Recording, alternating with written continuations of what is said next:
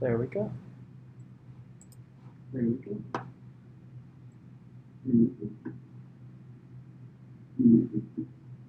That's a nice little echo there. But the sound works, which is great. But the sound works. Phenomenal. Welcome to midterm review number 1. Everybody, oh, I can full screen this actually. Let me do that. Perfect. Welcome to lab hours. You can't do this with Zoom, that's for sure. So today we're just gonna cover review stuff for the first midterm. It's gonna be great stuff. And if people, I guess I should probably like watch chat or something, right? But I can actually pull that up on here. So that's what I'm gonna do. Let's go here. Hello. Hello. Welcome, welcome. How are we? Yeehaw. I'm gonna send myself a little message. Welcome, everybody. Hello. Oh, I need to be a follower. Well, let me follow. Hello. I don't think I meant to have followers only chat on, but I can fix that later, I think. I think that's how it should be. And if people have to follow to chat, what a shame. What a shame. I should really edit that though. Let me, how do I do that? Anybody know how to do that? Nah, I'll figure it out later. I see. Got 3 people watching. Wow. Welcome, gamers. Ah, there we go. Messages. Let me go to followers can chat if they follow us. Yeah, let's. Oh no, I didn't want that. One sec. Just working out a couple kinks here. I'm gonna have to edit this when I upload the VOD, huh? Because my whole thing is I want to like set up like a corpus of my teaching stuff, because then I can put it on. Because then I can put it on here, and that'll be really fun. Oh, you can't see that. That's on my laptop. I can put it on here, which is my little like, you know. This will no longer be blank, is the whole idea, right? So anyway, let's jump right into it and have a great time. Welcome to lab hours. We got 4 people watching. Go ahead and drop a chat if you want. If not, whatevs. No worries. This is going to be weird because this is going to pop up and then this is going to pop up, and it's actually going to be a little bit delayed for you guys, but hopefully. I really should have brought an HDMI cable so I could just do this one, huh? It's things for the future, but that's okay. Welcome, welcome. So the first thing that we want to do is, if you guys have any specific questions, we will have time for that at the end of the review. I mean, and by the end, I mean like at the end of every like little topic and subtopic and stuff. I would also recommend that those of you who can pull up like, I don't know, any like practice tests or anything that you're like thinking about trying to use here. I'm gonna open up a different Chrome window so that I can pull up some fun secret stuff. Slash photos. And let me sign into this. I could have been ready a little bit earlier, but I had to go to Subway and I didn't even have time to eat. Such a shame. Well, what can you do? Let's recompile that and pull this up. And we got 7 people watching right now, so that's great. Go ahead and drop stuff in the chat if you want. I am watching chat.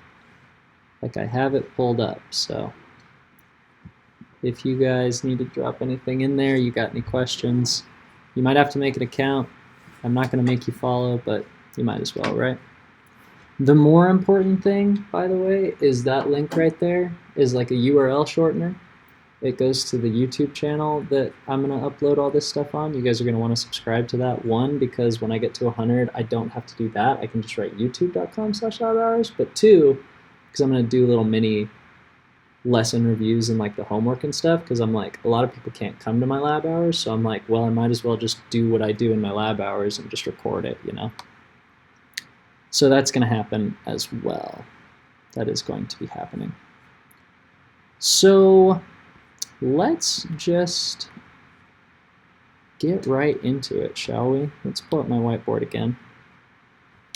So the first thing that I wanted to do with you guys was just sort of go over some of the basic things from each of the just like from each of the homeworks, some of the key concepts that you guys are going to want to remember here. And so I'm actually going to go to Learning Suite and I'm going to just pull up like the list of homeworks, and I'm just going to like, based on the topic of each of them, I'm just going to like give you guys some of the like, you know, most important things to keep in mind. So let's do that really quick. Let me pull up the homework. Go ahead and take a look at that. So for the math review and everything, that's the first one that I'm looking at. Let me actually check and see what kind of math stuff you guys are going to need on this, because I actually have the test right now, which is pretty epic. I don't think there's any math stuff that you guys will need to know specifically other than stuff we're going to cover here going over the basics. So we'll just move on to probability stuff really quick. So let's just remember really quick, the two most important things for our probability stuff is a couple of rules and a couple of tricks. So the first one is the rules for independence, statistical independence, that is. So this is probably one of the most important rules for statistical independence, is that if the probability of A times the probability of B is equal to the probability of A intersect B, you're in a great spot. Those things are independent. What that looks like functionally could be something like this, where we draw a little box and we call this box the universal set. And then maybe potentially we're going to pretend that this box is like evenly divided, right? Let's call this A, right? In fact, let me just do that. Let's call that set A, and we'll call this set B. And we'll come over and highlight this like this. All cute like that. So if we pretend that this box is like evenly partitioned, the one thing that's really nice about it is the probability of A in this box would be 1/2, right? If we pretend that I'm drawing it well, which is kind of a pretend, but what can you do, you know? And the probability of B here would also be 1/2, and you can see that the probability of their intersect would be 1/4 if you did that math. So you can tell that A and B are independent, but logically you can tell that A and B are independent because if B switches from happening to not happening, like imagine this is like a dartboard, right? If I take a dart and I just throw it at the dartboard of the universal set, I'm equally likely to hit A whether or not I'm in a B range or an A range. So if my dart lands on the left, I have a 50% chance of hitting A, right? Just if it's a random toss. But if my dart lands on the right over in B complement, right? Because this is, we remember B complement, the notation. If my dart lands on the right side of the dartboard, I'm equally as likely to have hit a spot in A, right? So that's sort of like the logic behind the probability and independence stuff. One other thing I don't want you guys to get mixed up on is the idea of independence, which is that, right? Versus mutual exclusivity, which looks more like this. If we call this the universal set, then we might say we have this region A here and this region B here. If I took a single dart and threw it at that dartboard, that second one of the universal set, it's impossible for me to hit both A and B, right? The probability of hitting A intersect B is exactly 0 because they don't intersect, right? But you can tell from the definition that that automatically makes them dependent. Because if I hit A, then you know whether or not I hit B, right? In this case, I definitely didn't, right? In the above board, in like the first board that I drew, if I threw a random dart and I told you that it landed in B, you wouldn't know if it were more or less likely to be an A based on me telling you that, because it's equal across B and B complement. But in terms of this second one, where it's mutually exclusive, where they literally can't happen at the same time, it's impossible for them to be independent. Because you know, I tell you, hey, I hit B with that dart throw. You automatically know I didn't hit A, which means they can't be independent. Unless, of course, one of them is 0, right? Because then this top definition can still hold. Does that make sense? Any other questions about like just the general idea of independence, mutual exclusivity? Okay. You're going to use this definition of independence up here quite a bit, I think. So just keep that in mind. Be ready for that. It's a good thing to like remember. That specifically, this right here specifically is from homework 3, question 2. This is part A, where a lot of you guys I noticed got tripped up. Not everybody, but like a lot of people, because they just try to logic it out. Just remember this rule right here, and it will carry you through that. Okay? What's next?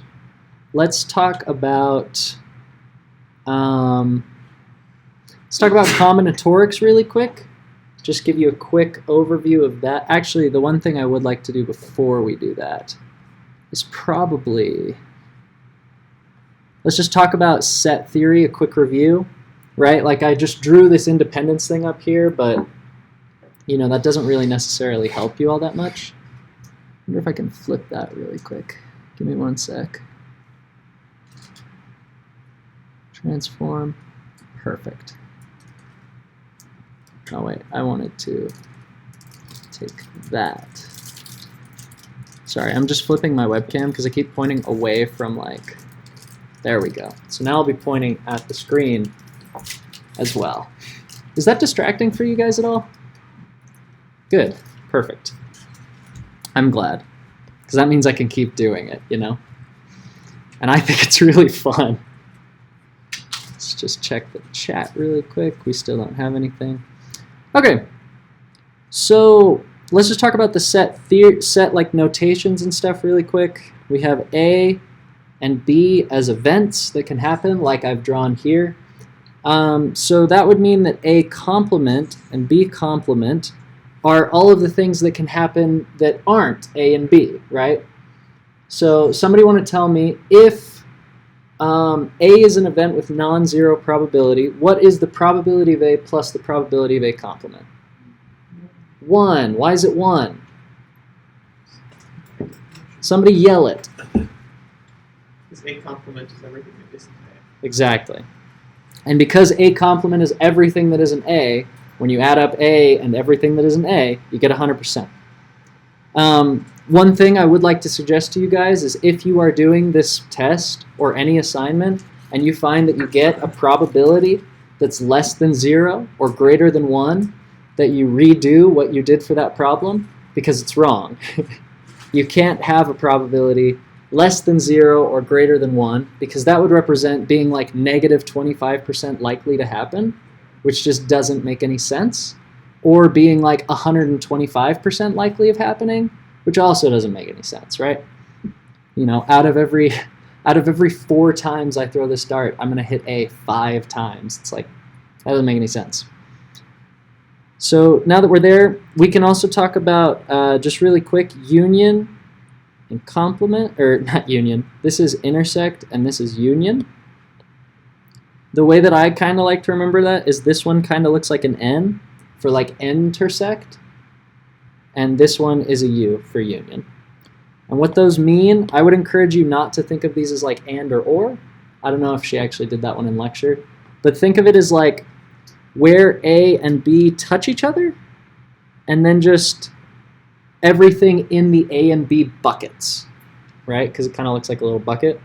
So up here, if we look at this set right here, A intersect B is this one right here, up here in the top. But A union B looks like this. Make sense? And then the one other helpful thing about that is that the probability of A intersect B is equal to the probability of A plus the probability of B minus the probability of A union B. And this equation also holds true if you switch this intersect with that union. If you switch those around, it's still true. So if on the test you find you need to get a probability of a union, but they only give you the two probabilities of the events and the probability of their intersect, you can just switch this equation around and you're golden, right? So this is just the basic stuff. And that's probably about all the review that you need for probability. So let's move into combinatorics really quick. Let me just, yeah. So like if you wanted the probability of A, you would be able to do the probability of A and the probability of B minus the probability of A. Yeah, exactly. Exactly right. You just switch those around and it still holds true, right? Because you can subtract the probability of A intersect B from the left and then add the probability of A intersect B, A union B to the right, and it'll just flip them.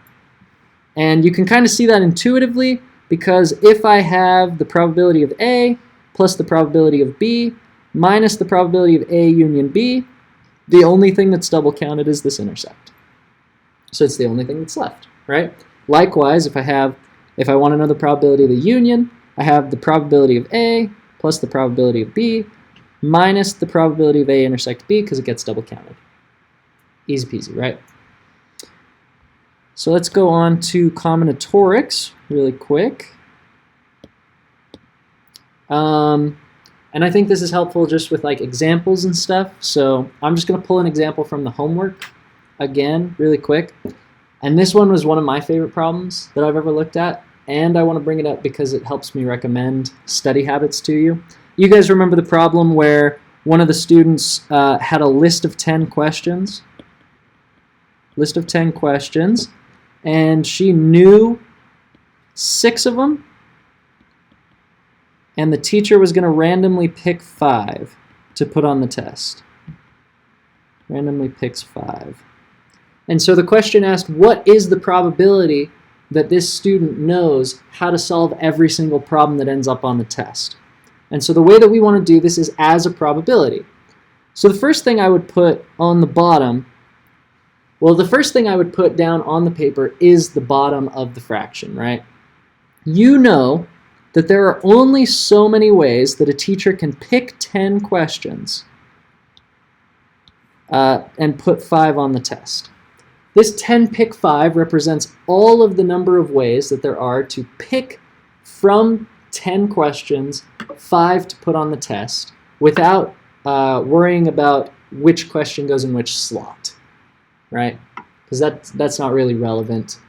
The second question and the fifth question on a test don't really differ from each other that much, so there's no point in caring about the order, and that's going to be the case in all the problems that we deal with in this class. So you know that out of this specific like set of occurrences, right, out of the number of ways that this teacher can randomly pick 5 questions and put them on the test, there's only a certain subset of them in which it happens that the student knows how to solve all 5 of the questions. Here's what that looks like. The student needs 6 of the questions that they know, which we'll call Q, right? We'll call Q the questions that she knows, and Q bar the questions that she doesn't know, or Q complement, right? So she needs 6, from the 6 questions that she knows, she needs 5 of them to end up on the test. And from the 4 questions that she does not know, she needs exactly 0 of them to end up on the test, right? And this is a tough one to set up, but let me give you the tricks, right? And this is the reason it's helpful to set up the bottom first. Notice I have a 10 here, and then I have a 6 and a 4. Is it coincidence that these add up? No, it's not. Because no matter what, in this situation, a question is either going to be on the test or not on the test, right?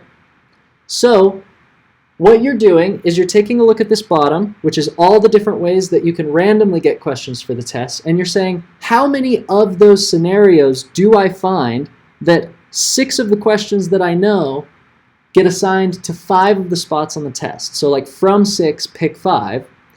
And at the same time, from 4 that I don't know, 0 of them end up on the test, right? So what this top is this is a specific subset of potential outcomes for our student, right? And then the math to solve this is pretty nice. The formula for a pick, just any pick generically, let's say 12 pick 5, is going to be equal to 12 factorial over 5 factorial times 12 minus 5 factorial, quantity factorial. Pardon. So that turns into 5 factorial, 7 factorial, right? The one thing I will recommend is when you set up a problem like this one up here that we've done, do not try to put all of it into your calculator in one step. You will mess it up.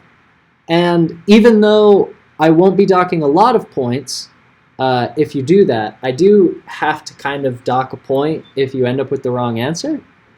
I'm able to tell if it's just calculator misinput like 99% of the time, because I kind of know like what you guys are supposed to end up doing on the tests. But my recommendation to you is to do the following, which is break it up into pieces, right? 6 factorial over 5 factorial 1 factorial times 4 factorial over 4 factorial 0 factorial over 10 factorial over 5 factorial 5 factorial. And then just do each piece one at a time.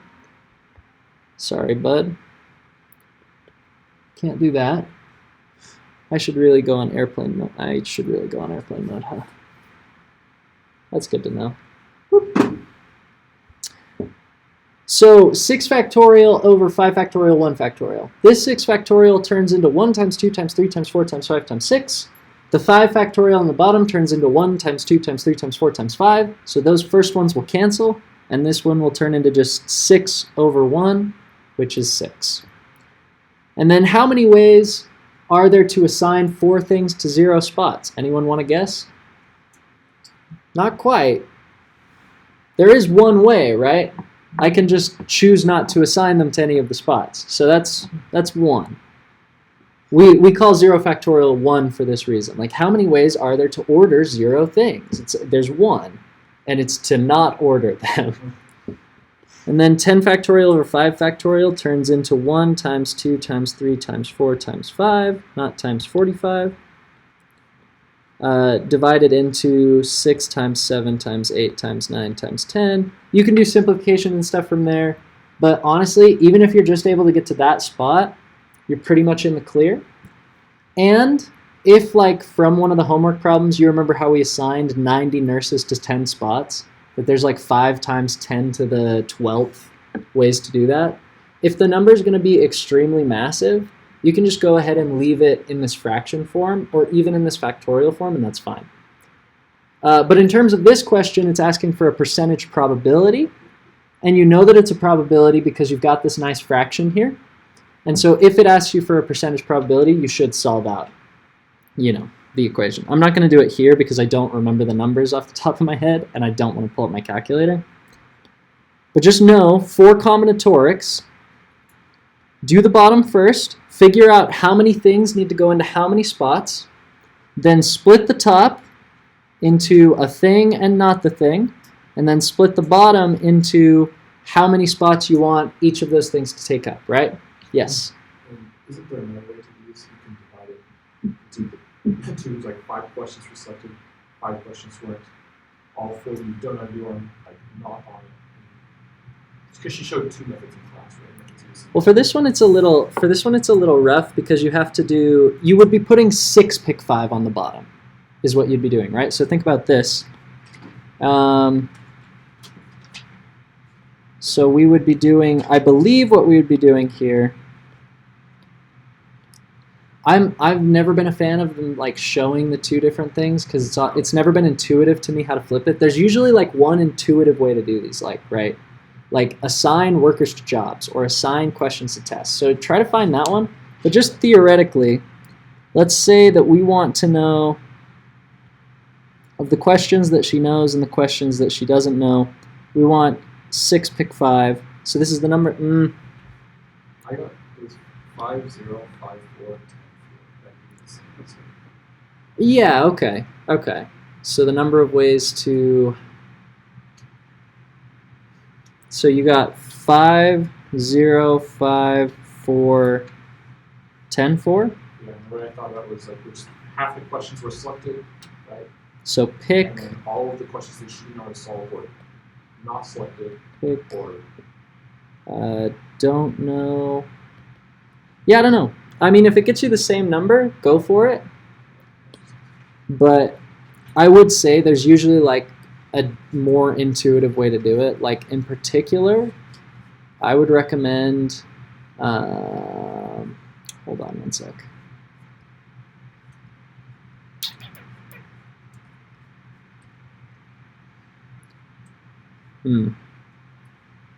Yeah, I'm not sure.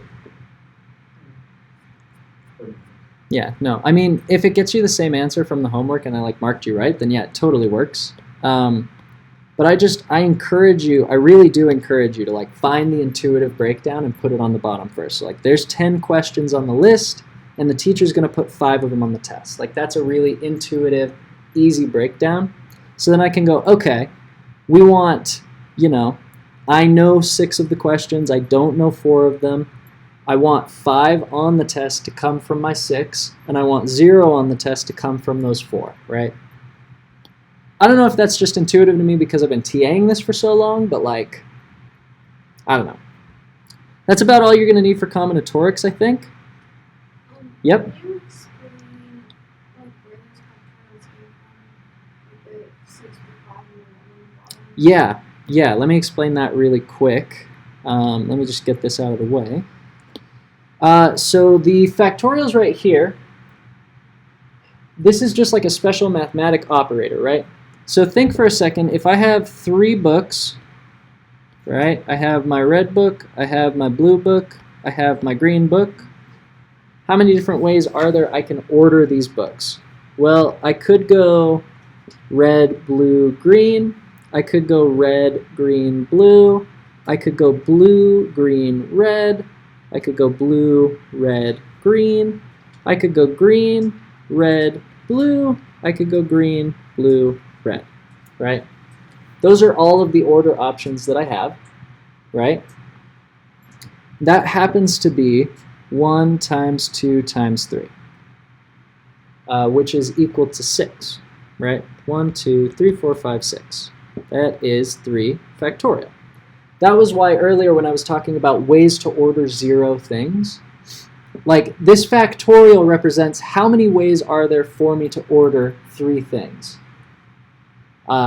If I don't care about their spots in relation to each other, I only care that the order be unique, right? And for 3 things, there's 6 of them. And it just so happens that if I added a 4th thing, it would turn into 24 ways. Because, I mean, the math is really nice like that. So when it comes down to the pick function, really quick, so let's say I want to do 6 pick 5. Well, all right, how many ways are there to pick 5 different things from a set of 6 things if I don't care about their order? I just care that the picks be unique. Well, let's say I have, and actually I'll use smaller numbers to make this a little bit easier to illustrate. Let's say I have 4 things and I want to pick 3 of them. But I don't care about the order of the picks. That's essential for this, right? So I have red. In fact, let's just do star, circle, square, triangle. Well, I could pick star, circle, square. I could pick star, circle, triangle. I could pick star, square, triangle. And that's all of the ones that are going to lead with star, right? And notice I'm not going to do star, square, circle and count it as a different one because I don't care about the order. Again, I'm just trying to assign these things to orderless sets of 3, right? So then maybe I could take a look at the only unique combination I've done so far that I haven't done so far is the one that excludes the star, which is square, circle, triangle. And there are no more unique sets that I can make. You'll notice that each element shows up in 3 sets exactly, right? Pretty cool. And it just so happens that 4 factorial over 3 factorial 1 factorial turns into 4 because 1 times 2 times 3 times 1, thanks for coming, turns into, well, it gets divided by, or it divides into 1 times 2 times 3 times 4.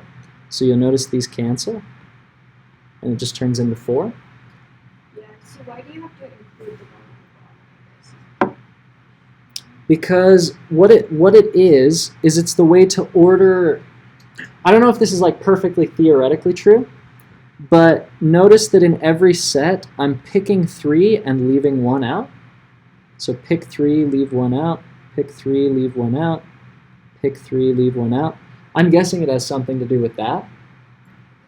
If you can just remember the rule, where it's just the thing factorial over the other thing factorial, and then that thing minus the other thing factorial. Like the denominator will just always be Yes. equal to the top. Yeah, if you added the 2 on. exactly. That's always the case, right? So yeah, 10 pick 5 gives me 10 5 5. 10 pick 6 would give me 10 6 4. And the interesting thing is that 10 pick 4 would give me exactly the same thing. Yeah. So the fun fact is that 10 pick 6 and 10 pick 4 are exactly equal because I can pick 6 things and leave out 4, or I can pick 4 things and leave out 6, and that's the same number of possible sets, which I think is pretty cool. That's probably all you need for combinatorics. Go ahead and move on to the next one, unless somebody else needs some help. Check the chat. We got nothing in the chat. Great stuff. So, any other probability combinatorics questions? I'm going to move on to conditional probability. There's not a huge amount to add here, except for the following things, which are very important. So, one thing that we are definitely going to stress here,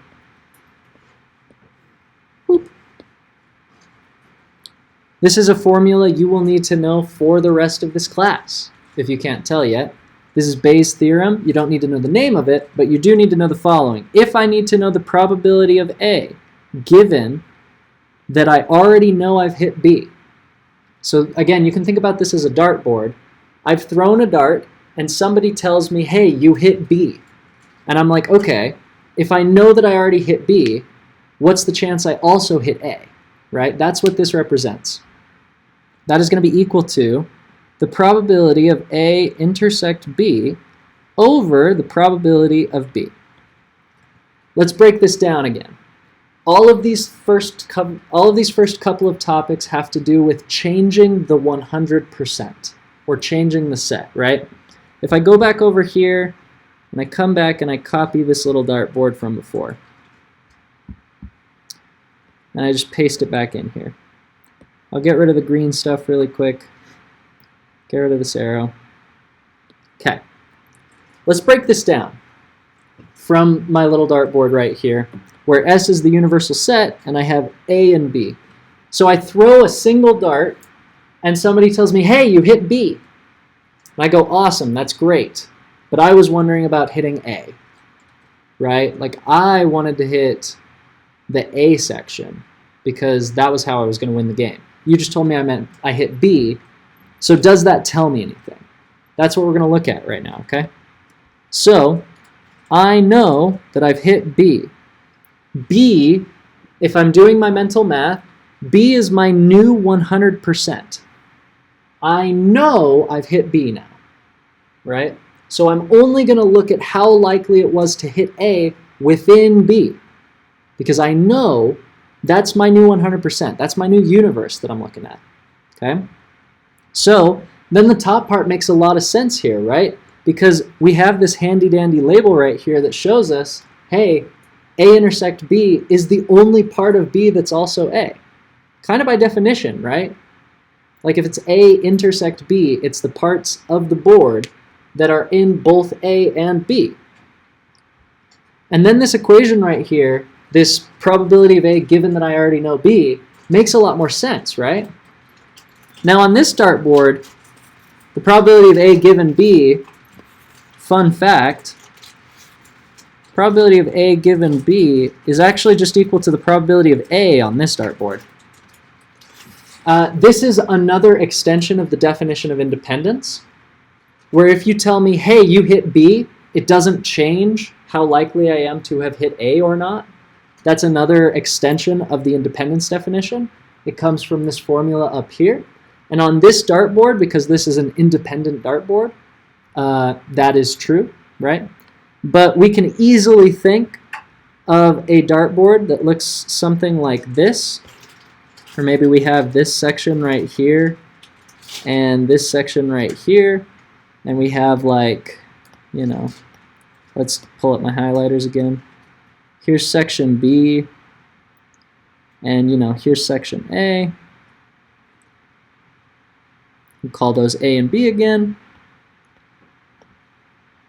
I think we can easily tell, maybe not easily at first glance, but let's call this a universal set. If I threw a dart just at the regular dartboard, the chances of hitting A look like they're about 1/3, right?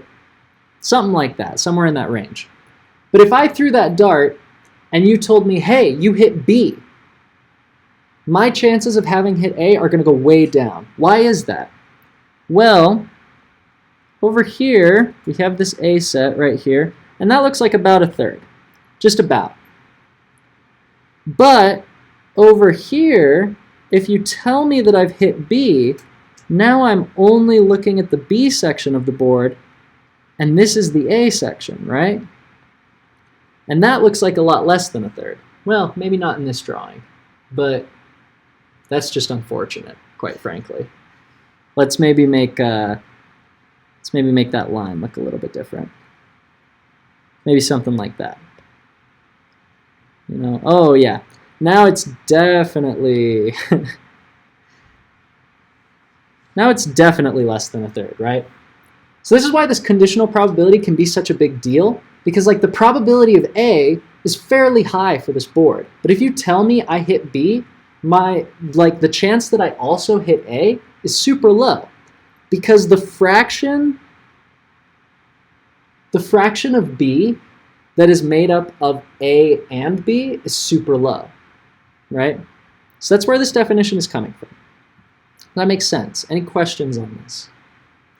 I don't want to like work through too many problems here because, I mean, just with that formula and this formula, you're going to be doing pretty much everything you need with probability on this test. Okay. I want to get more into the meaty stuff here. And it's, what time is it? It's not 9:41, 6:30? Okay. We're making good time, I think, in terms of how my past reviews have gone. Let's talk about some event decomposition, or like the event trees. I think those are really nice because those also give us a nice little look at these sort of probability theory questions and like a given probability thing. So let me draw you an example again. I'm going to pull this example from the homework. I'm going to fudge the numbers a little bit. Let's say, actually no, I won't pull this from the homework. Let's just come up with something random. Let's think. What would you say is your team's average probability of winning a basketball game? My team? Yeah, your team. Just throw a number out there. 60%. 60%. So if we've got this person, right, and they've got their basketball team, let's say that this person on a team, right, they have a 60% of winning a game, 60% chance of winning a game, and let's say they have a 40% chance of losing the game. And let's say that this is back in like junior high, and they're playing comp or whatever, or like rec league, and this middle school student happens to know that his chances of going to Wendy's after the game with his mom, if he wins, is like 10%. Because he's going to be happy already, so she doesn't need to like take him to Wendy's to make him feel better. You know what I mean? And so let's be careful with our labels here, actually. So we have a 60% winning and a 40% not winning or losing, right? And then let's come over here. I'm not going to pick Wendy's. I'm going to call it McDonald's. That's so unfortunate. And a 90% chance of not going to McDonald's, right? If they win the game, okay? One little thing to point out again really quick is this 60% and 40% could easily be represented as 0.6 and 0.4. So just be on the lookout for that. They're equivalent, okay? However, if his team loses the game, he knows he has a 75% chance of going to McDonald's and only a 25% chance of not, okay? Nope, there we go. Number. Okay, so let's just take a look at this tree for a second. Number one, do we know the probability, just from looking at this and not doing any math, do we know the probability of this student going to McDonald's and losing the game? So, you know, M intersect W complement. We do? Just from looking at that, no math. Just from looking, no math. No, we don't. What do we know? A lot of the things that we do know the probability of winning. That's free, that's easy. The first step is always really easy. But when I look at this branch of the tree right here, this 75% branch, what that is actually the probability of going to McDonald's given that they have lost the game. Does that make sense? That's also why, if you notice, this step adds up to 100%, but this step adds up to 200%. I don't know if you noticed that.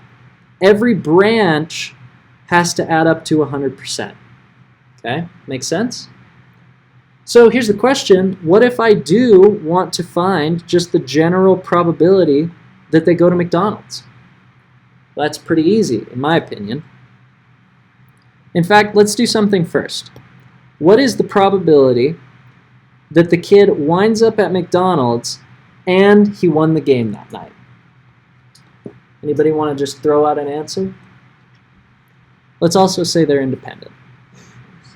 They're actually not independent, but that's irrelevant. What was it? 0.06. 0.06 or how many percent? 6%. Easy peasy. How did you get that number? Multiplying, right? Exactly. We have, yeah, that's just the probability of them happening together. Easy peasy, right? So now the question is, what is the overall probability that we end up at McDonald's that night? Well, now it's a little bit trickier because you've already got this probability here, but this is not the only outcome where we wind up at McDonald's because we have this one right here as well where we also end up at McDonald's. This was one from the homework that a bunch of people missed where it was the probability of favoring an issue if a person was a Democrat or Republican. You guys remember that question? A lot of you guys got it right, but you're here at the review, you know? So it's kind of a selection thing. Like, of course you guys got it right? If I want that probability, all I have to do is I just add up the branches where we end up at McDonald's. So we have a 0.06 on the top, and then I picked these numbers really nice because 75% of 40% is 30%, right? So that means I have 0.3 plus 0.06, which means that 36% of the time we lost the game. No, bad, wrong. 36% of the time we're going to end up at McDonald's without knowing whether I won or lost. Just 36% of the time we're at McDonald's. What percentage of the time are we not at McDonald's? 64%. How did you know that? Because it's 1 minus that. And the only other option is that we don't wind up at McDonald's. There are no Burger Kings in this universe. Right? So that's just an interesting thing to keep in mind. Here's the last thing to ask you. What is the probability that I won the game if you see me at the McDonald's? So like you're like my uncle and you like see me at the McDonald's with my mom, right? And you don't want to like make me feel bad if I lost, but if I won, you want to know so you can like ask. So like you want to know if I see him at McDonald's, like what's the probability I should like talk to him about the game? Or should I just like keep my mouth shut, right? So what is this one?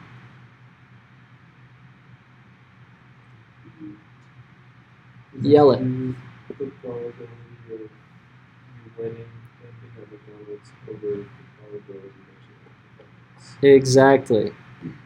And we happen to have some really nice numbers for that. You want to just give me a fraction of the time? 26 over 10 36. Which is 6% over 36%? 6 over 36? 16. 1 out of 6, about 16%, right?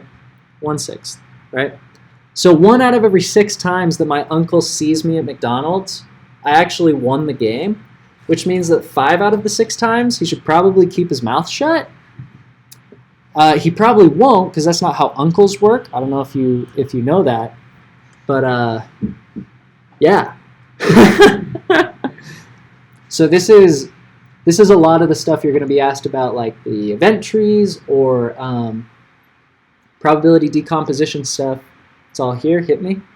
This is something that really helps me. So I don't know what's else, but Yeah. I always think this in terms of grade percentages. Like Sure. 60% is tests, 40% is homework. In this case, Mhm. if I get a 90% of tests, okay, I got 90% of the 60%. Exactly. Which is, so, because we calculate our grade a lot of things, I do. Yeah. Like use a what if calculator, and so just always going back to that as a baseline really helps me to think this through. Mhm. So just thought I'd share. Yeah. Help someone else. That's exactly right. 10% of the 60% that I get a win, I go to McDonald's, right? That's exactly a great way to think about it. And those are your intersects right there. It's great stuff. I'm going to move on to the next topic, unless we've got Khalil. I didn't see what you said in the chat, but it didn't show. Did you just say I said something in the chat? 'Cause that's pretty cool. I like that a lot. Cool. Love that. That's phenomenal. That's incredible. Okay. Incredible. I mean, I didn't see it if the result on our calculator comes out to, okay, so Khalil says, if the result on our calculator comes out to 123213213 E plus 12, is that okay? That E plus 12 abbreviation, I would say write it as times 10 to the power, because that's what that E means on your calculator, is it means, so like 1.23 times 10 to the 12th power. So I would recommend writing that. Because if I see E, I'm going to think log. And like, I'll realize that it's not, but your job when you're taking this test is to make it as easy for me to grade as like make me do the least amount of work as possible on grading your test. Because like the perfect test is one where I just take my green pen and I go check, check, check, check, check, and they're done, right? So if I have to like pause for a second, that happens. That happens. Let me grab my pencil. All that to say, it doesn't really matter that much, but I would just recommend making it easy. So do with that what you will. It's not a super solid piece of advice, but just in general, like on your homework or anything that someone else grades for you, the easier you can make their life, the more they're gonna like grading your stuff, And I wish I could say that like, no, I mean, I totally can say, like, I just grade, and if you have the right stuff, it's nice, but like, you want me to like look at it the least? Because if I just see the right answer, that's the right answer. I move on. But if I have to like struggle and read through everything, then I might catch an error that you made that I otherwise may not have caught, right? This is just like an optimization problem for you guys, right? It just so happens to also be an optimal solution for me. Anyway, we can move on from that. That's a little bit conflicty of interesty, but we're just going to move past that. No worries. Okay, let's talk about probability distributions, okay? And I think you guys have got most of the stuff that you need with probability distributions. The things that we are going to touch on here are going to be as follows. Let's talk about the fact that if I write the probability of A is equal to 0.6. Great. Cool. You know that whatever A is happens 60% of the time. But what if I want to like be more thorough than that? Let me say, for example, in a more general form, this exact same thing. Let's say the probability that big X is equal to a certain little x is equal to 0.6 if A is equal to 1. Or like A happened, or A is true, right? And then let's say it's 0.4 if A didn't happen, right? These are two different ways of writing equivalent statements. Okay? Both of them express the fact that the thing A happens 60% of the time, right? The top one is very explicit, but it's not easy to do fun stuff with it, which is why we've got this second one, which says the probability of a certain thing happening, yada yada, and so on from there. This right here is a probability distribution. You can see that there are 2 options, and you can see how the 100% probability is distributed among those options, right? Probability distribution. Super cool, right? This is technically a function because it has to do with a variable, something that can change. That's why we call this a PDF, or a probability distribution function. Later we're going to get there, but we will also call these probability density functions, and I will tell you what the difference is soon. For now, all you need to know is that the distributions are discrete. I give 0.6 to this option, and I give 0.4 to that option. It is a distribution. Okay? Some fun things that I can do with probability distributions is I can take expected values, and I can find variances, which means from those things I can find correlation coefficients and standard deviations and covariances and all sorts of fun stuff like that, right? I mean, I actually can't find a covariance on this one because there's only one thing that happens or doesn't happen, but that's fine. Let's talk about the expected value of X. Okay, this is actually going to be a huge thing that you guys are going to need to know for here, through the rest of the class, and into 388. I'm assuming most of you guys are going to take 388, just because, you know, it's a fun class. I recommend it. It's fun. First half kind of sucks, though. Not going to lie. So let's just talk about this really quick. The expected value of X. When I say the word expected value of X, what that means is if I look at X, what do I expect it to be on average? Right? It's kind of another word for average. You guys have probably learned mu is equal to expected value of X, which is equal to the average, right? But the cool thing is, let's think of something. Let's do a little thought experiment here. Let's say that the probability that big A is equal to little a is equal to the following, okay? 0.3 if A is equal to 2. In fact, let me just flip that around. 0.2 if A is equal to 2. Let's have A can be equal to 2, 1, or 0. And let's say, for example, hold on, I'm doing math in my head for a second here. And then 0.2 of the time A is equal to 1, and then 0.6 of the time A is equal to 0. Well, this statement up here is no longer true, but this is, right? Now here's what I could do. Let me explain this double-sided expected value thing to you guys really quick. Yep, no problem. This is going to be up on the YouTube as well later, so you can watch the rest of it if you want. Use it. I appreciate it. Dope. It's got the link and everything. You're good to go. So let's think about this. I could look at this right here and say, okay, 20% of the occurrences are 2s, 20% are 1s, and 60% are 0s, right? So I could write a set that looks like this: 2, 2, 1, 1, 0, 0, 0, 0, 0, 0. And I could take an average, right? I could add up the whole set and divide it by 10. Let's do that. Let's take the sum of the whole set and then do 1 over 10. Or 1 over the number of things in the sets, right? 1 over n. You guys have seen that. And that is going to be equal to 0.6. Cool stuff, right? You guys can see 2 plus 2 is 4, 1 plus 1 is 2, 4 plus 2 is 6, divided by 10, 60%. Easy peasy. However, there's a better way. Check this out. If I do the sum of the thing, in this case, A,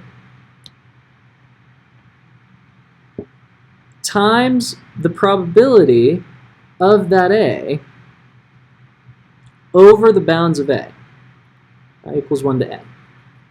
What does that mean? Let's break it down. Okay? A, the only possible outcomes for A are 2, 1, and 0. The only possible probabilities of A are 0.2, 0.2, and 0.6. This probability corresponds to this option. Let's add them all up. So, the first thing that can happen is I can have A equal to 2. Maybe cars that a student owns. Okay?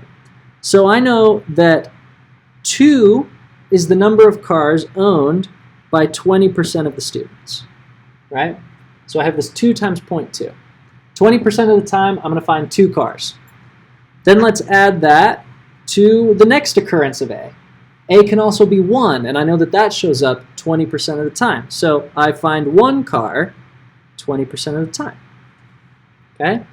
And then I find 0 cars 60% of the time. Anybody want to take a wild guess what that adds up to? You're right, it's 0.6. Is it a coincidence that these two things are the same? No, it's not. But you'll find that you save a lot of paper doing this. And also, this is the only way that you can get correlation and stuff. So, I recommend it. Here's a question for you. Talking about expected value, you're always going to take whatever's in the parentheses times the probability of seeing it. Okay? So here's a question. What are the possible values of A squared given this distribution? There are 3 of them.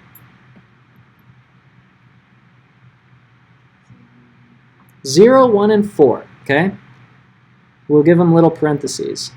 This could be if A squared is equal to 4, right? This one is if A squared is equal to 1, if A squared is equal to 0, right? You can see how this doesn't actually change anything, right?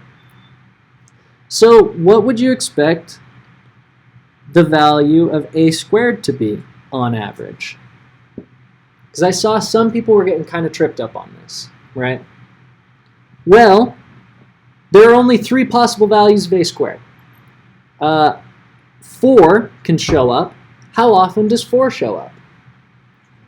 20% of the time. Absolutely. How often does 1 show up? 20% of the time. Don't be shy. You guys know the answers. How often does 0 show up as the value of A squared? 0.6 or 60% of the time. That answer is different. It actually turns into 1, right? Because 4 times 0.2 is 0.8 plus 0.2, 1.0. That's pretty cool. Does that have any meaning? I would say probably not. Not a lot of explicit meaning there, right? I just wanted to do this to show you how, what expected value is doing. You take the thing, right? I'll use the lasers. You take the thing and you multiply it by the probability of seeing that thing across all of the possible values of the thing. Whatever the thing is just the thing in the parentheses. Okay? That's it. That's all it is. Okay? So on average, A squared is going to be equal to 1 here. Even though on average, A is only 0.6. And that's kind of weird at first thought, right? Like you would expect, maybe, and that's pun fully intended, that the expected value of A squared would just be the squared expected value of A, right? But you're smarter than that now. You have the knowledge, and you know that that's not the case. The mathematical reason for that, by the way, is just because these do not scale at the same rate as these, right? That's all it is. Let's talk about some other important things about expected value and variance while we're here. Let me give you an algorithm for passing E's and B's through, and then we'll actually go through, actually no, I should show you how to do variance first, shouldn't I? I mean, for example, we remember that the variance of A is equal to the expected value of A squared, which is what we just calculated, minus the squared expected value of A, right? Quantity squared. And the way that they teach this is they say it's the expected value of A squared minus the expected value of A squared, which isn't always very helpful to people. So I like to say the expected value of A squared minus the quantity expected value, minus, I forgot what I say, minus the squared expected value of A, right? Because it's different. On the one hand, the square is inside the parentheses. It is the thing, right? But on the other hand, you're squaring a quantity, which means the quantity expected value of A is in a bigger parentheses, right? But that's just that's a nitpick of mine. I've seen people get confused sometimes. So watch out for that. Let me show you something cool about expected values as well. What is the expected value of 40? Well, here's a great question. If I look at 40, what do I expect its value to be? 40, absolutely. 40 never changes, it's just a number, and so I always expect it to be itself, right? What about the expected value of x plus y? That one's an interesting one. Well, the cool thing is I can take expected values and split them at pluses and minuses, because you'll recall that this is the same as saying the sum from I equals 1 and j equals 1 to n and m. This is a little bit more complicated than it needs to get, but I'm in Math 290 right now, so I like to make things nice and specific, right?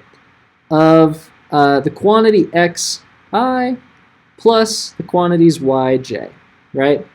So I have I number of x's, I have j number of y's, I add them together where I is equal to j, and I add all of those up, right? But you can tell, right, that's going to turn into x1 plus y1 plus x2 plus y2 plus x3 plus y3, and so on, right? Actually, the expected value is going to be also times the probability of x intersect y, but we'll get back to that later. Just because for any xy pair to show up here, you have to have the probability of that xy pair. We'll get to that in a second. But the really cool thing is you could chop this up into just expected value of x and expected value of y, right? Because you're just summing across them. Super cool. So knowing that and seeing that illustration, I'm just going to dump some rules on you. Expected value of 2x is equal to 2 times the expected value of x, and that's true for any constant, okay? Even if that constant is a symbol, like mu or, sigma. If you're not explicitly calling it a variable, you treat it as a constant, and it can come out. The expected value of x minus y is equal to the expected value of x plus the expected value of negative y, which is equal to, because we can pull out constants, the expected value of x minus the expected value of y. You see that negative 1 comes out. Whoop. Easy peasy, right? Great. The two things that you cannot do, expected value of x squared is not equal to expected value of x times expected value of x. That is not true. In addition, the expected value of 1 over x is not equal to the expected value of 1 over the expected value of x. That is just simply not true. The only thing you can split expected values and variances by are pluses and minuses, okay? Because minuses are just plus negatives, right? Multiplication things, you have to treat the thing in the parentheses as the thing, right? Just like we did with a squared on the last page. So those rules are out of the way. Let's talk about variance for a second. right? From the last page over here, we calculated the expected value of x and the expected value of x squared, except it was a. So we did expected value of a and expected value of a squared, right? So we can plug in some numbers over here. We got for the expected value of a squared as the thing, a squared, we had 1.0. And then we're going to subtract the squared expected value of a. The expected value of a was 0.6, and we're going to square that, right? That will give us 1.0 minus 0.36. Everybody cool with that? Which is equal to 0.64, right? What does that mean? Not a lot. Doesn't mean a lot. But if we square root that, it does mean something. You'll notice here that this equation right here is actually a difference of squares. Like, not a difference of squares, but it's like, you know how you see like x squared minus 1 and you're like, oh, I can factor that into x plus 1 and x minus 1, right? It is a difference of squares, actually. That is what that's called. Yeah. Are we replacing the test or in this class expected value of x, y, or expected value of x divided by y? Yeah, definitely. And how do you do that? Like, what probability do you use? Because you summate it, right? Yeah. Since you have two variables Mhm. in there, which probability? I'll get to that right after this, actually. Okay. Yeah, that's the very next thing we're going to do, because I'm showing you guys how to calculate. I wanted to show you guys how to calculate x bar, y bar, right? That's just expected value. Now we're talking about sigma squared x, or in this case, sigma squared a, right? That's the variance of a. And then we're going to get to the standard deviation of a, and then we're going to talk about covariance, where that xy thing is going to come into play really big. Okay. Just notice though, wow, I picked really good numbers for this. No, I didn't. 60. No, I actually really did. That's awesome. The standard deviation of a, in this case, and in all cases, is in fact the square root of the variance of a, right? We call that sigma a, right? That's also partly why we write variance of a as sigma squared of a. Don't know if you noticed that before, but I think it's pretty nifty. Sigma a does have a meaning, which I think is pretty cool. In this case, the square root of 0.64 is 0.8, which we can see because, you know, 0.8 times 0.8 is 0.64, just like 8 times 8 is 64, right? So what does this actually mean, this number right here? Well, if you go back over here to these numbers, right, we see that the average value is 0.6. And the rule of thumb for standard deviations, and you guys did this on a homework assignment, right, is that plus or minus 2 standard deviations from the average, and you're going to capture the majority of your sample. It's a nice rule of thumb. There's a really good reason why it shows up that we'll show you guys later on in the course. But in this case, what it means is that within, you know, if I take 0.6 and I go and I add 2 standard deviations, that gives me 0.6 plus 1.6 is 2.4. No, 2.2. I'm really good at math. And if I go the other way, 0.6 minus 1.6, that would be negative 1, right? And you can see that in this case, the entirety of my sample falls within those bounds. Everybody has between negative 1 and 2.2 cars, which is pretty nice. But when you get to like bigger data sets, it feels more meaningful for that to be the case, right? Like nobody's going to have negative 1 car unless like Cars for Kids has their number or something. But who knows? The standard deviation is going to come into play a lot. Just knowing how to calculate this stuff really just comes down to knowing how to do expected values, right? Knowing how to do the thing times the probability of that thing added up across everything that the thing can be, which is super helpful, right?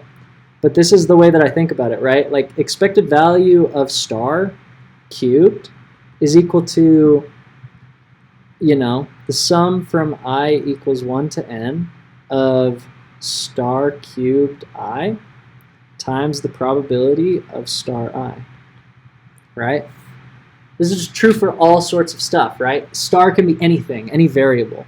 And if I need to find what on average is the value of star cubed, then I say, okay, what are all the values star cubed can be? And what's the chance that I see each of those values? I multiply them together, and I just add that all up.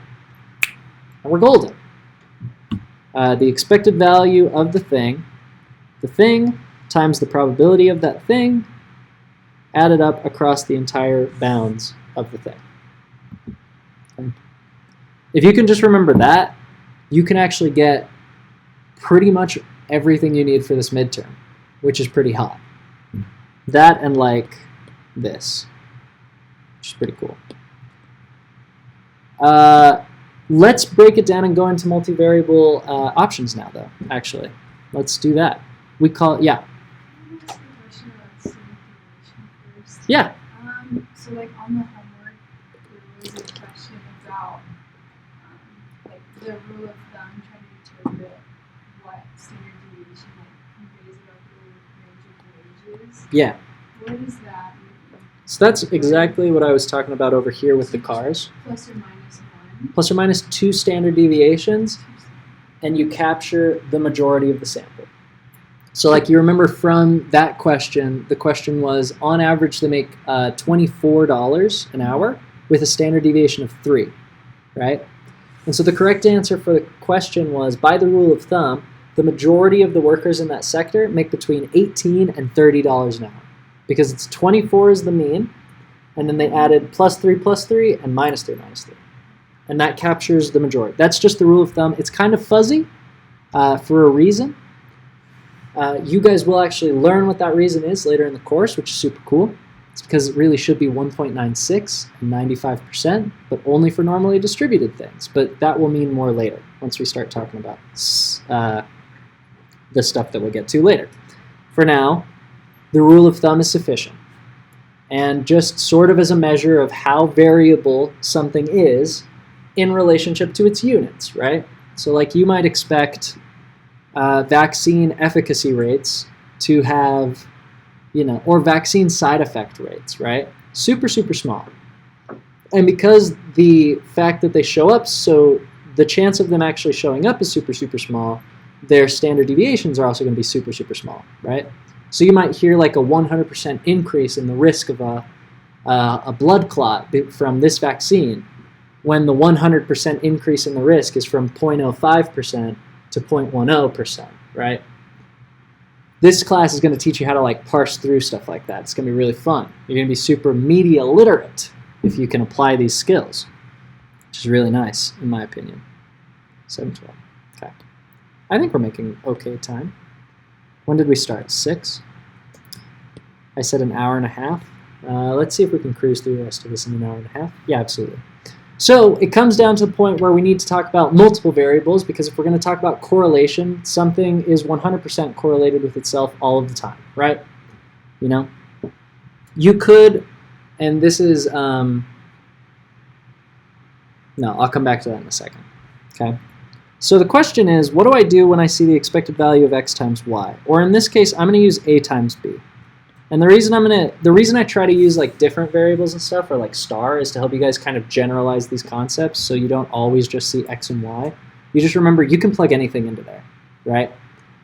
I think that's important, just to preserve kind of generality. So the expected value of AB, what we learned from back here, where I gave you the rules, which was somewhere, and then maybe I erased them. But you remember that this is not equal to the expected value of A times the expected value of B. So let's just throw that out right here from the start, okay?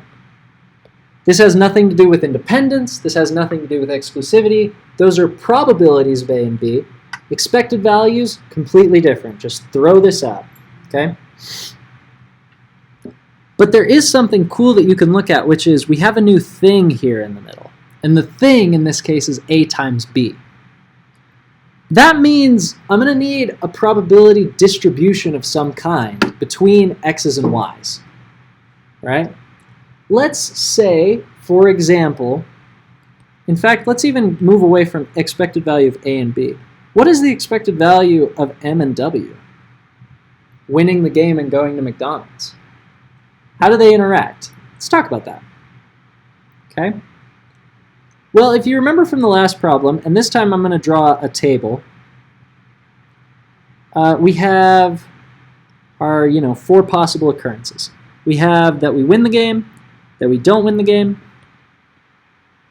right? You could call this also W equals 1, W equals 0, right? And then we have M equals 1 and M equals 0.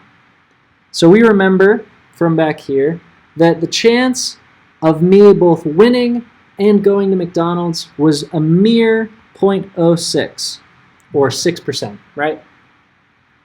And remember the chance of going to McDonald's if we didn't win was 75% of 40%. Well, not if we win, but the chance of having lost the game and going to McDonald's was a 0.3, or 30%, right? I gotta go back and look at this really quick.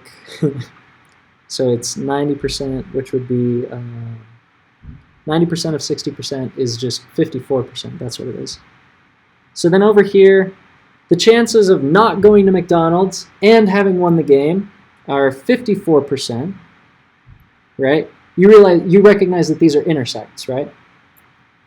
And then the chance of losing the game, but also not going to McDonald's, is just a mere 10%. So one thing I want to point out to you immediately, what do these probabilities add up to? 1.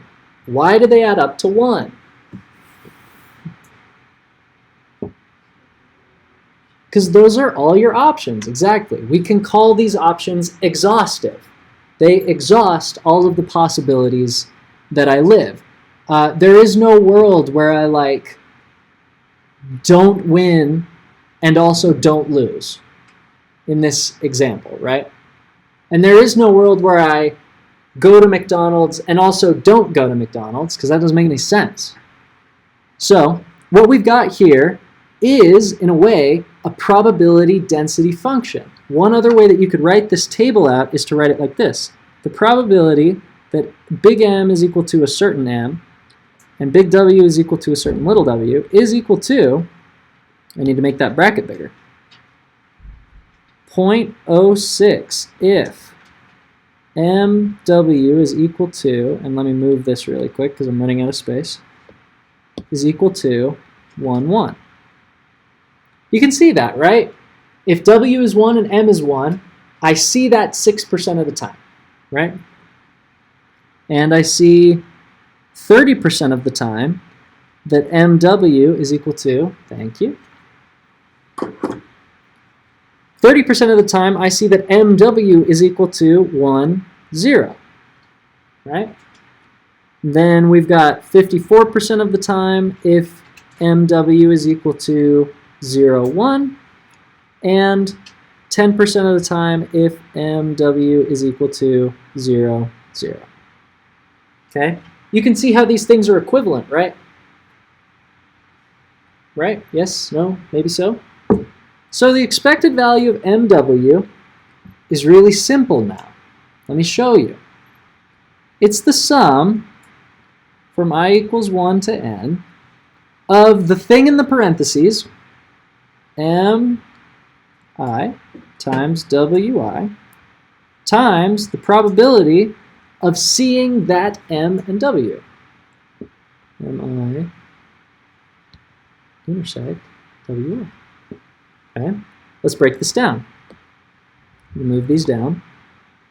Okay, let's break this down for a second. What are the possible values of mi and wi?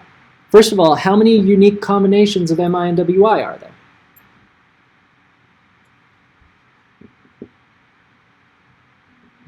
There's 4, exactly. 1, 1, 1, 0, 0, 1, 0, 0, right? So let's take a look at the probabilities of seeing each of those and work through it. So in the first case, let's take a look at 1, 1. I'll make that the green one. Okay? The expected value of MW is equal to, well, 1 times 1 is 1, right? Cool. 1. And what is the probability of seeing 1, 1? 0.06. Cool.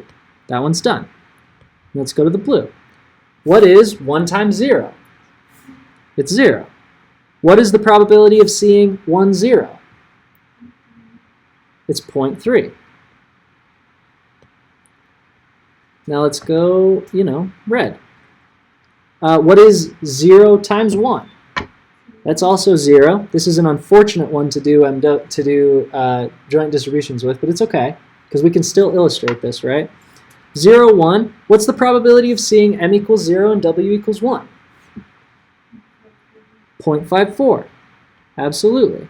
And then one last one. We'll do purple. I like purple.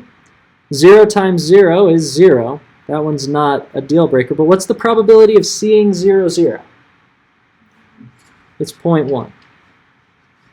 So you can see that this one's obvious as an unfortunate side effect of how I've designed this by giving 2 binary variables right there. That was kind of a throw. But you can see how you would change this to be more complicated if these numbers weren't 1, 1, 1, 0. Hopefully the principle is clear. The thing is m times w. And the probability of seeing that specific m times that specific w is the probability of seeing those 2 things at the same time, right? Across every possible value of the mw pair. So that gets at the question that you were asking back in the day, right? Expected value of xy is equal to, you take every possible xy combo, multiply the x and the y, and then find the probability of seeing that specific x with that specific y, and add up across all of the possible values or pairs of x and y. And I really want to beat into you, this is what expected value is. The thing times the probability of the thing across all possible values of the thing. That's what it comes down to, right? That's all it is. Okay. Now, one interesting thing that we need to mention here is the formula for covariance, which is a formula that you will need to know in order to calculate correlation. Adios. You can head to spo.ink/lab hours. Sounds great. I can get those. Absolutely. Do those on stream. Imagine. Nah, I would never do that. That'd be crazy. Imagine. That'd be so unhinged. Covariance of x and y, or in this case, let's call it covariance of m and w, just for fun. Just to remind you, these can be anything, right? Any 2 variables. That's going to be equal to the expected value of mw minus the expected value of m times the expected value of w. This should look familiar. If both of these were x's, this would be the expected value of x squared minus the squared expected value of x, right? This is the same thing. Here's the only difference, okay? Well, okay, there's a couple differences, but the main difference, in my opinion, first of all, 2 different variables interacting. That's great. Second of all, variance can never be negative. It is not allowed to be negative ever. Your standard deviations, which are square roots of variances, are doubly not able to be negative, right? Because they're square roots. Well, actually, those could be negative theoretically, but they're not. They never are. Not for this class. Not for this class or ever, as far as I'm aware. If you get a negative variance or a negative standard deviation, you did something wrong, go fix it, okay? However, covariance of 2 variables is allowed to be negative. Here's the intuition behind it. If I graph x and x, then when x goes up, x can only go up. But if I graph x and y, when x goes up, y can go up or y can go down. Make sense? Variance You can think of variance as the covariance of x and x.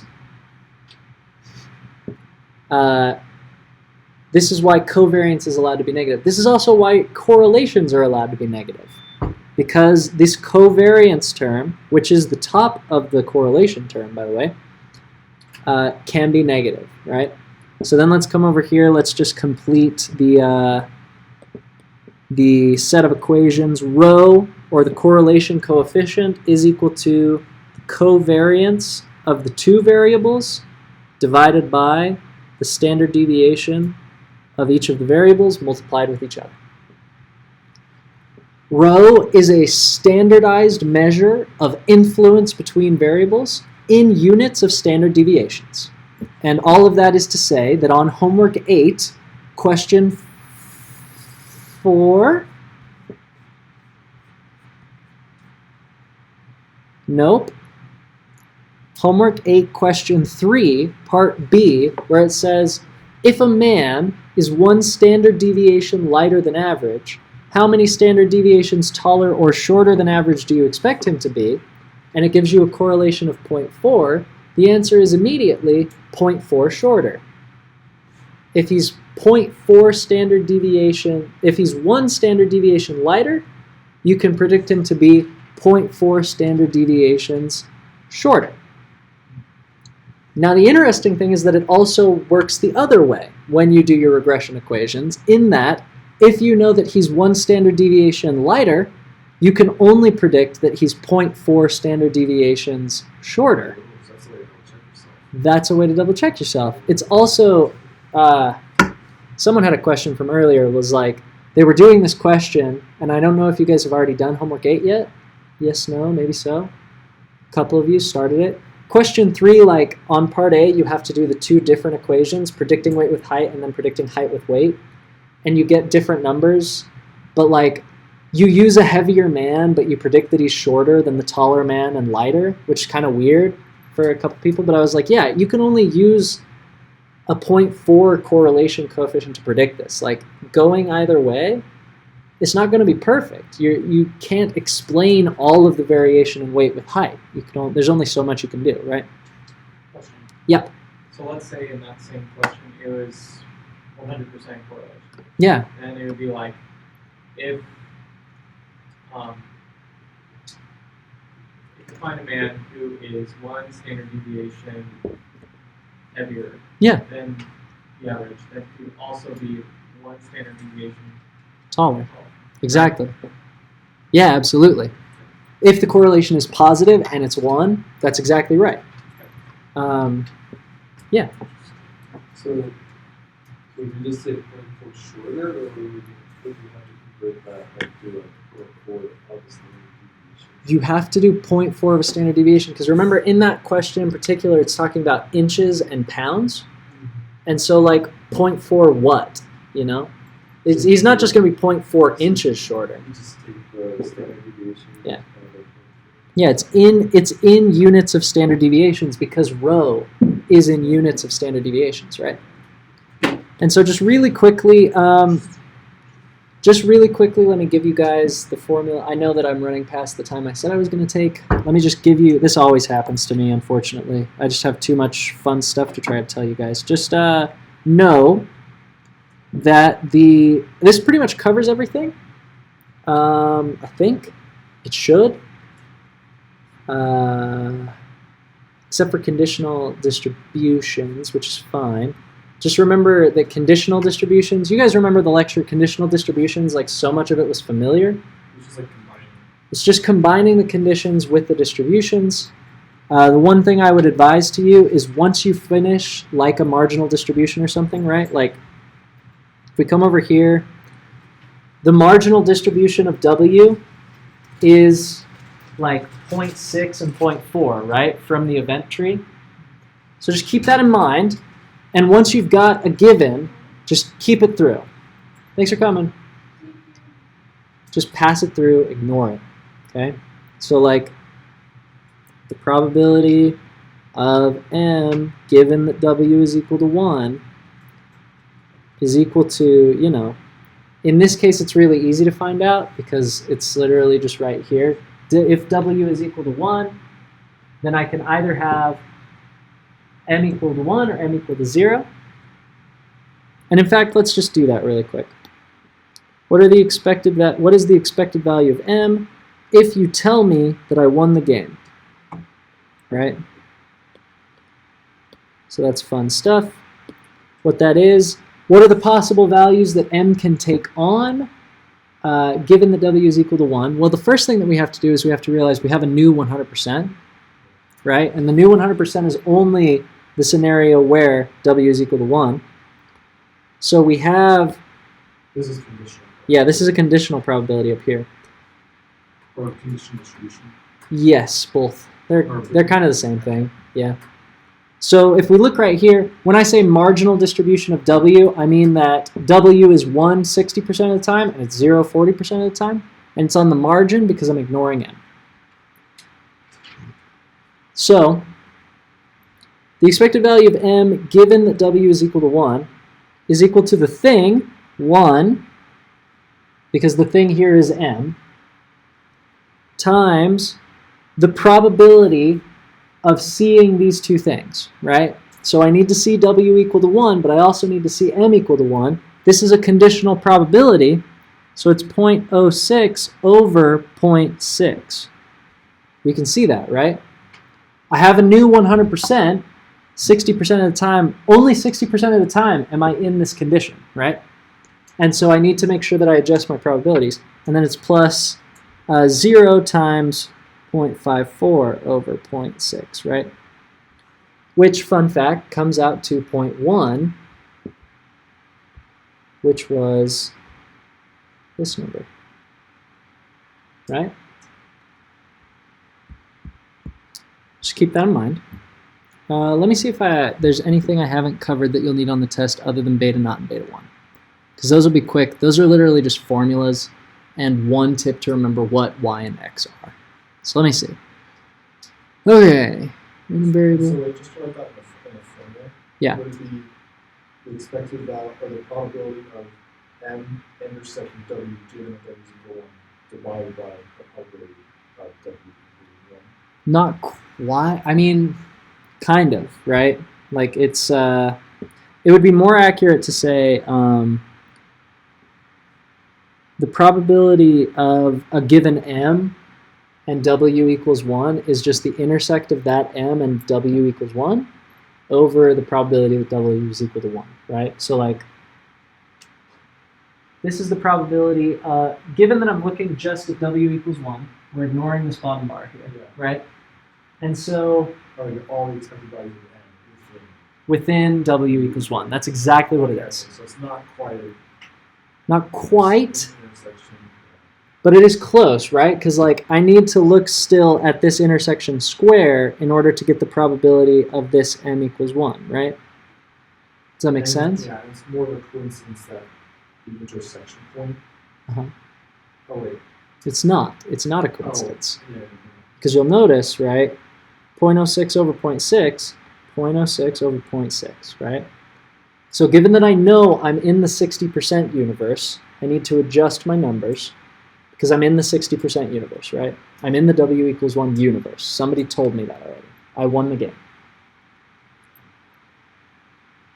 I only end up at McDonald's 6 out of every 100 times, but I already know I'm in one of the 60 out of 100 times that I won the game. So I need to adjust my expectations. That's kind of all that this means here, right? And then the really nice thing is if you can just get that, then you can get expected value of like M squared given that W is equal to 1, which you would need for the variance of M given that W is equal to 1, right? Once you get this right here and that right there, you can ignore the W equals 1 condition for the rest of your calculations because all the rest of the calculations are just built on these expected values being conditional. Make sense? Okay. There's still too much stuff to tell you. Okay, really quick. Beta hat 1 is equal to rho times standard deviation of y over standard deviation of x. Okay? And beta hat naught. By the way, these are beta hat 1, beta hat naught. That is what they're called. Don't call them other things. Some people call it beta hat 0. That one's okay. But don't call them B's, or I will frown upon you forever. Just kidding. Beta hat naught is equal to y bar minus beta hat 1 times x bar. But Tommy, which of my variables is y and which of them is x? Let me tell you. Predict y with x, or using x. This is equivalent to saying regress y on x. These are rules. The first one is a rule that helps you think about which one should be y and which one should be x. In this class, you're only ever going to be dealing with one variable regressions, which is to say you have an outcome and you have a one explanatory variable, one x, right? So when someone asks you, can you please regress height on weight? You go in your head, okay, regress height on weight. That means I'm predicting height using weight, which means that height is y and weight is x. Yes? So on the homework, you're going to have us predict height and weight and weight and height, and just swap the variables. Yeah, so what you have to do is you have to come back and recalculate beta hat 1 because you need to switch these, right? That makes sense? Yeah. So yeah, you do have to go back and recalculate beta hat 1. And then you also have to go back and recalculate beta hat naught because it's a function of beta hat 1, which you had to go back and recalculate. But like y bar doesn't change, x bar doesn't change. You just flip the numbers for those. Those are easy, right? But yeah, you do go back, you recalculate it, and then you rerun it. Absolutely. And then the last things I would teach you guys, just the rules for pulling things out of, because now you basically have a decent idea of how to use, you have the formula for correlation, you have the formula for covariance, you have the formula for variance, you have the formula for expected value. Those are like the 4 fun little puzzle pieces, the 4 operators. Let me just show you what we can pull out of those things, okay? So I'm going to move this up here really quick, make it a little bit smaller, and then we will just wrap up. I know I am over the time I said I would take, but I'm only 5 minutes over, which is pretty good for me. So if I have the expected value of negative 6, let's do 5x minus 6y.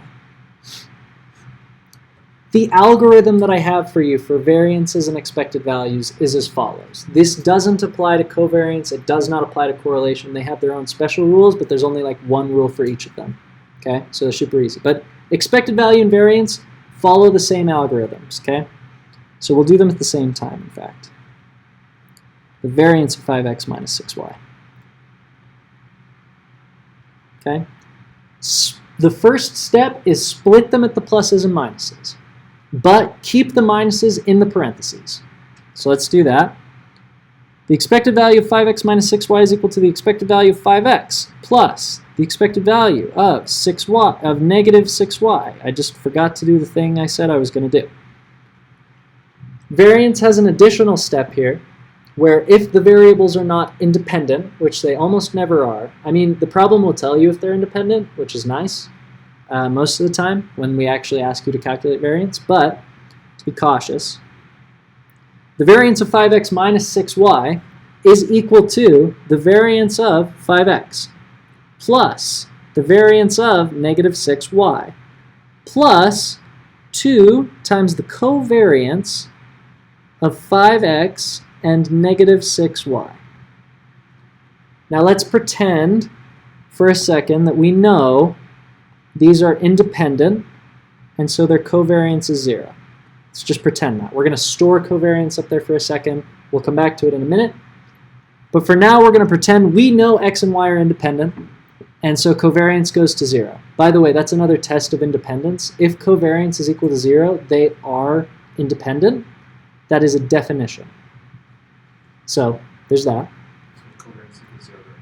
Yes, 100% of the time.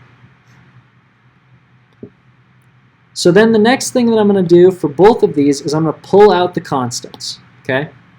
So step one, split it the pluses and minuses. If it's a variance, add the covariances, the two covariances. Okay? But assuming they're independent, the next step is to pull out the constants. For expected value, I've shown you, right, this rule already. Expected value of 5x is equal to 5 times the expected value of x. And then over here, we'll pull out the negative 6, and it turns into minus 6 expected value of y. Great. Variance, another additional caveat. When you pull out the constants, you have to square them. Okay, and I will show you why in just a second. But the variance of 5x is equal to 25 times the variance of x. And the variance of negative 6y is equal to negative 36y? No, definitely not.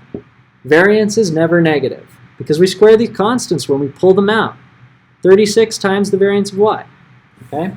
And then ideally, you will have already calculated these numbers. You will know x bar, or mu of x, or you will know sigma squared x, or you'll know sigma x, square it, and put it back in there, you know? Something like that. Who knows?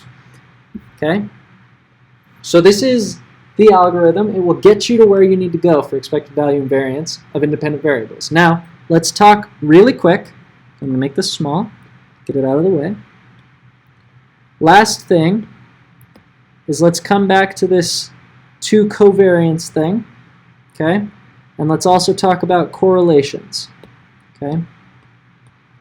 If I have 2 times the covariance, this 2 outside is arbitrary. It could be a 12, it could be a 0, it wouldn't be a 0, it could be a 1, right? It could just not be there. And then let's say just the correlation of 5x and negative 6y. So let's think about these here. For covariance, I can just pull out the constants. Okay? I don't have to square them. I don't have to do anything like that. So in this case, 2 times the covariance of 5x and negative 6y is equal to negative 60 times the covariance of x and y. Okay? Because 5 times negative 6 is negative 30. Negative 30 times 2 is negative 60. Covariance, you can just pull stuff straight out of it. You'll remember earlier I mentioned that you can think of variance sometimes as the covariance of x and x. So if you were to write, like the covariance of 5x and 5x, you can see how we end up with 25 here, right? Does that make sense? Like it's kind of abstract, but it helps me think about stuff like this, right? So the rule for covariance is pull the constants out. Just pull them straight out, just like an expected value. Don't even think about it. Just pull it right out. Correlation is an interesting thing. And the one last thing I will show you is the following thing. Let me just draw a graph. Call that x, call that y. And these are my data points. Okay. And let me just fit a regression line to them really quick. And let's say that's my nice little line right there. Okay. Just by looking at that, what would you say that the correlation is equal to? 1, right? Or it's super close to 1, right? And that's because you can see that every time x moves, y also moves. And it moves pretty much proportionately the entire time. Now here's an interesting thing. I didn't label the x's and y's. So check this out. What if we do this? We call this 1, 2, 3, and we call this, 1, 2, 3. What would you say the correlation is? Has it changed? Yes, no? Somebody yell something. No, why not? It's still 1. Every time I'm moving x some amount, I'm getting a corollary response from y, right? Here's a question for you then. What about now? Has the correlation changed? It's still 1 to 1. In units of standard deviations, right? Because I scale that x, but that just means I scaled my standard deviations. And rho, or correlation, is a measure of covariance in units of standard deviation. So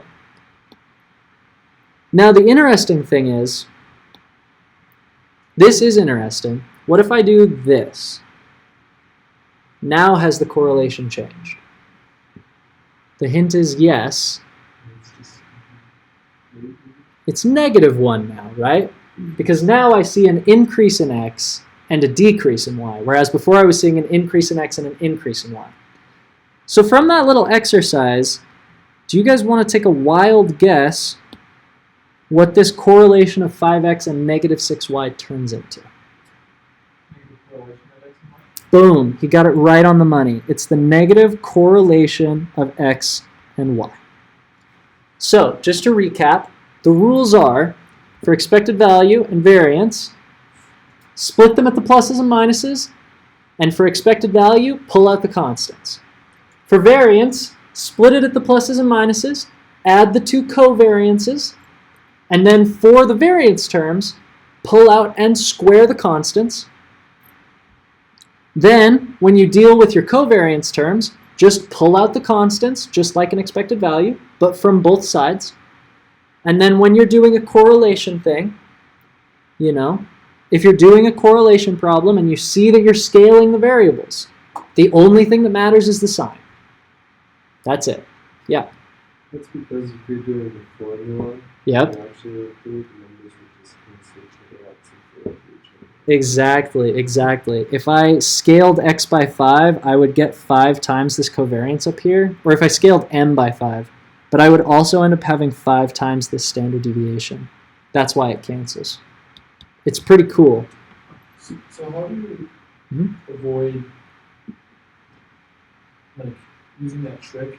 Yeah. And doing it on like only the numerator and not the denominator, like messing up. Does that make sense? You don't do it on the you don't do it up here. You just remember it, right? You do it here. That is the way that you do the trick. Because here's the deal. If you actually wanted to go through and prove it and went through and did all of the formulas and stuff with the 5 times expected value and like the stuff, you'll just get this organically where they will cancel out for you, right? Because if I took the expected value of 5 times x, so let's say I came back to this table that I made here, and instead of calling m1 and 0, I called m5 and 0. And I just multiplied every possible outcome of m by 5. That's the same thing as the expected value of 5x when I take the expected value of the new m, right? But as long as I just multiply it correctly, I can go through all these formulas and it will just work out naturally that it will be the same still, right? It's super nice. That's why we can just condense it into these fun little rules and shortcuts, you know? It's a fun little rule, it's a fun little shortcut. So, you know, that's pretty much all I've got. Basically, like, if x and y are random variables, then the correlation of x and, like, 1/3 y is not going to be 1/3 the correlation of x and y, you know? It's just going to be the correlation of x and y. Just because you scaled y doesn't mean they're any more or less correlated. You know? This correlation is a measure that adjusts for standard deviations, which is pretty cool. So, it took a little bit longer than I wanted, unfortunately. But, any other questions you guys want to go over? Any other things you're not feeling great on for this test? Yes, my biggest worry on the test is like, I understand like the whole math, the whole formulas, that works. My problem is when you get to like the word problems, like these values that we're not used to measuring. Like for example, Sure. the homework today we have the gas prices. Yeah. And I was like, how do I do that? Like, do I do year 1, 2, 3, and 4? And like, does Yeah. that mess up? Like, I don't get that. Well, so the really interesting thing about that, right? Because the hint, you can call the years whatever numbers that you want, as long as you like go. You could go like 0, 1, 2, 3, or 1, 2, 3, 4. That will not affect your beta hat 1. Fun fact. But it will affect your beta hat not. That's equivalent to doing the following. You know, I have this graph of x and y, and I have 1, 2, 3, 4, right? So I could do, you know, here's the plot here, or realistically it looks more like this, right? Is kind of what it looks like, because it's like, yeah. And then let's say the line looks like something like this, maybe. Something like that, right? So if I do my years as 1, 2, 3, 4, my y-intercept is right here. And that's beta hat naught, right? Beta hat naught is an intercept. But if I label my years as 0, 1, 2, 3, then it just looks like this, right? The line slope stays the same. We just move the intercept over, which I think is pretty fun. But the one thing that we are actually getting at with that question is if it gives you like years and gas prices or something similar, where the probability of seeing each of them isn't really clear, you can just kind of assume that the probabilities are equal, right? Because you're just as likely to be in 2009 as you are to be in 2008 if you're looking at days in the past. So that's just kind of what it comes down to. I would say when it makes sense to do that, right? Like it makes sense to do that. If it gives you 4 years, each of those years has 365 days. And so if you made a dartboard of all the days, or you made a dartboard of all the years, there's no real reason to assume that you're any more or less likely to be in a given year. So like I did, Mm-hmm. I wrote like a distribution function where like P x y is equal to like 0.25 and x y is equal to 1 and gas price.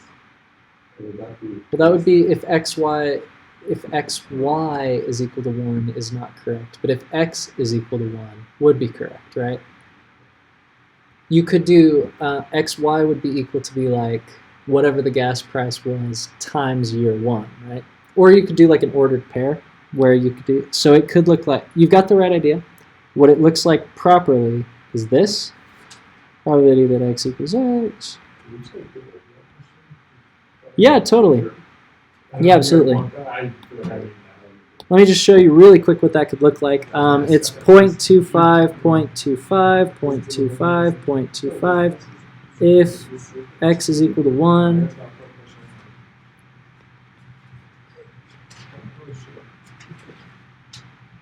and y is equal to,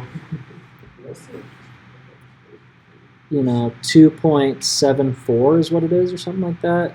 Y is equal to 3.3 something. I don't know. But this is what it kind of needs to look like, right?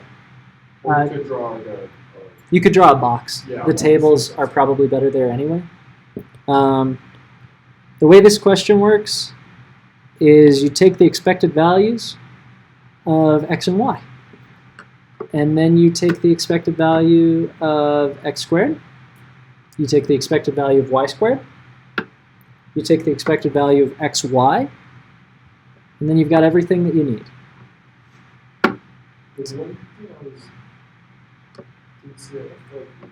Yeah. P value or Yeah. a theta xy value? A theta xy value? Or a sigma xy? This one says Covariance of x and y? because that wasn't given anywhere, so you could solve for Well, so all the averages and the standard deviation. Yeah, so all you need though is the p-value, right? So if you just treat all of them as 0.25, then the expected value of xy, where x is a year and y is a gas price, what are all the possible values of xy? Well, you've got 1 times 2.74, right? What is it, 2.74, am I right? 2.74. Killer. Times, what's the likelihood of finding that? Well, it's equal, right? We're taking an average. Plus, what was the gas price in year 2? 3.65. 2 times 3.65. Times, what's the likelihood of being in that year and seeing that gas price? 0.25. Plus, we're in year 3 now. What was the gas price in year 3? 3.45. times 0.25 plus year 4's gas price was 3.63 times 0.25. Now what you can see, this is pretty clear now that you've got the hint about the probabilities being equal. So these are probabilities, these 0.25s. Right, but this whole thing we have to solve it is P. No, this is the expected value of x times y, right? So the thing, Or the covariance. no, it's a part of covariance. Because remember that covariance is equal to E of xy minus E of x times E of y, right? Which looks a lot like the variance formula E of x squared minus the squared expected value of E, right? But it's covariance because now there's two variables, right? They are co-workers, if you will. Covariors. Does that clear up that? Or kind of? Okay. That's what I was doing. Yeah. Going from like calculus to like coming with a probability is just like no variance. Yep. I'm not sure. Just remember, if you see this E here, the only probabilities that are coming into play are these ones right here. Once again, I cannot stress this enough to you, but it is all of the possible values of the thing. In this case, the thing is x times y. So 1 times the gas price in year 1, 2 times the gas price in year 2, 3 times the gas price in year 3, 4 times the gas price in year 4. Those are the only possible values of x times y, right? Yeah. Will we ever get the gas price from year 4 in year 1? Never.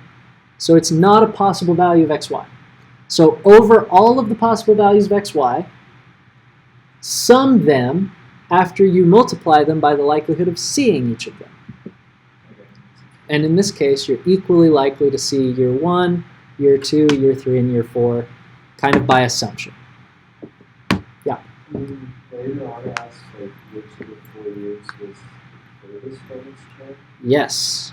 Would you? So the whole point of trying to go through and get all these numbers right is so that you can get a beta hat naught and a beta hat 1, right? So what'd you get for beta hat 1? Your slope parameter, which again is equal to, it's equal to the covariance of x and y over the variance of x, right? Sigma squared x, which is also equal to rho, which is sigma xy over sigma x times sigma y, times sigma y over sigma x. You'll notice that those are the same thing, right? These are equal to each other. Pretty easy, right? So for beta hat 1, what did you get? Wait. Yeah? So we solve for x, y, but for what's the probability of just like E of x and E of y? The probability? Because You mean the expected value of x and the expected value of y? yeah, that turns into just the value of x times the probability. We don't have probability. No, well, so we do, because again, the probability of being in year 1 is 1 out of 4, right? So you could take all the possible values of x, which are what? Oh, also it's just the average value. Exactly. Yeah, e of x and e of y are just the average x and average y, right? So you've already got that. Yeah. You need to not confuse your e's with your p's, right? Yeah. Probabilities are a part of calculating expected values, but expected values are not probabilities, they are averages. That's okay. You should have all the tools now. Have you guys calculated a beta hat 1 for this question yet? I did, but What'd you get? Beta hat 1 is our Slope. slope. Yep. Okay.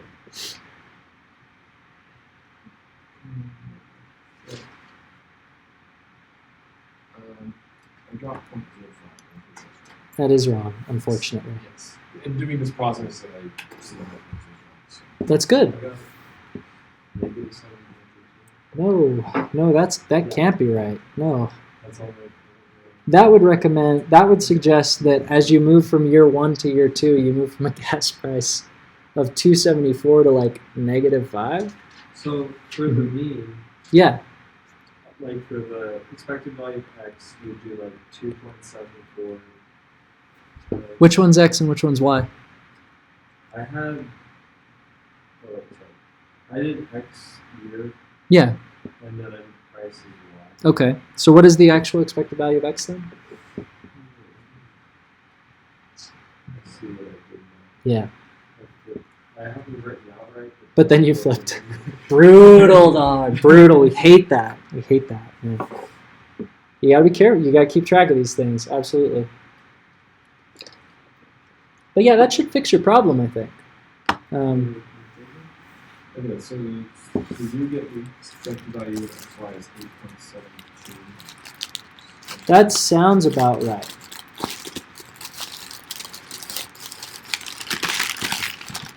As you guys are working, I'm gonna eat because I haven't eaten all day. You got 8.72 for Yeah, I got 0.7275. yeah, that's the And then you just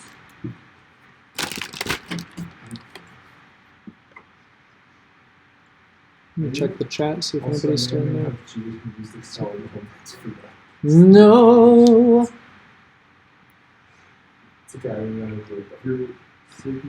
I think I'll close up the chat and the video, and we'll just work through this later. Thanks for coming, you guys. You can check out the recording at spo.ink/lab hours. Expected value of X, 2.5. So go for that. But it also depends Yeehaw. on what you use.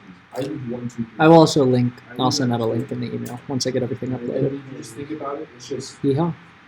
Oh, I'm not logged in here. It's Where the just heck am I? Oh, okay. like I'm gonna stop the 4. stream now.